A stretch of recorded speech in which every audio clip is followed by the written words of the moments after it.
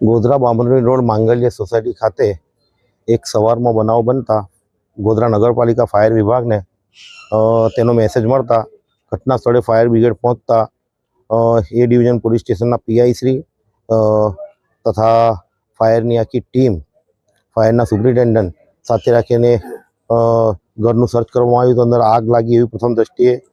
જાણવા મળેલ અને ગ્રીલ તોડી અંદર ઘૂસતા 4 લોકોને બહાર કાઢી હોસ્પિટલ સિવિલ ખાતે, ગોધરા સિવિલ હોસ્પિટલ ખાતે ખસેડવામાં આવેલા છે અને ઘરની અંદર જે કોઈક ઇલેક્ટ્રોનિક ઇન્સ્ટ્રુમેન્ટથી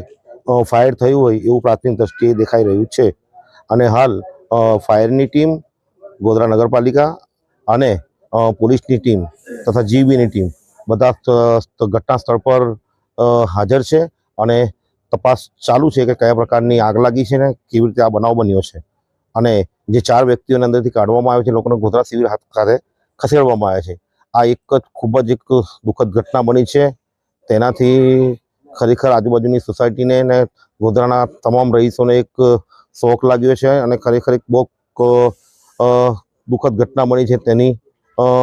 અમે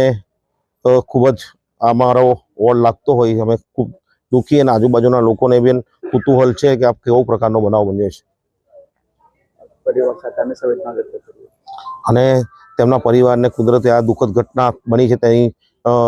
આ સહાનુભૂતિ આપે અને એ પરિવારને કુદરત હિંમત આપે। સવારના અમને ફાયર સ્ટેશને કોલ મળ્યો હતો કે વૃંદાવન નગર 2માં એક મકાનમાં ધુવાળા નીકળે છે। તો અમે ઘટના સ્થળે આવીને જોયું તો અંદર મકાન આખું પેક હતું, એટલે અંદર એક્સેસ નહોતો, એટલે ઉપર જઈ અમે દરવાજા તોડી અને અંદર ગયા અને નીચે સોફામાં આગ લાગી હતી, જેના કારણે અંદર ધુવાળો બહુ હતો અને અંદરથી અમે 4 માણસોનું રેસ્ક્યુ કરી અને સિવિલમાં મોકલેલા છે। અંદરની એક નીચે બેઝમેન્ટમાં સોફો હતો, એમાં કોઈ કારણસર આગ લાગી અને અંદર આખો રૂમ પેક હતો, એટલે ધુવાળાને લીધે